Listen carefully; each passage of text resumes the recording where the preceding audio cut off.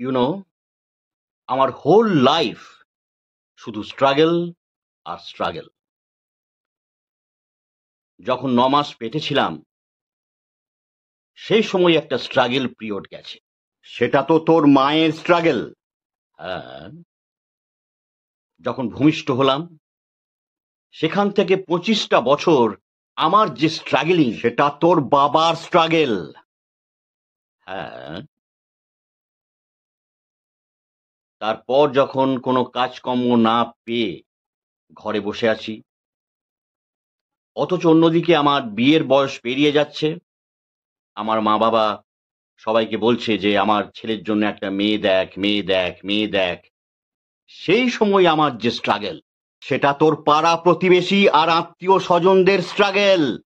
হ্যাঁ, তারপর যখন একটা চাকরিওয়ালা মেয়ের সাথে আমার বিয়ে হলো, তার টাকায় যখন আমি বসে বসে পায়ের ওপর পা চাপিয়ে খাচ্ছি, এই সময় আমার যে কঠিন স্ট্রাগল।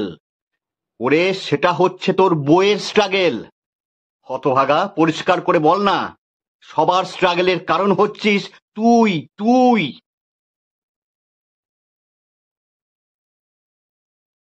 হ্যাঁ,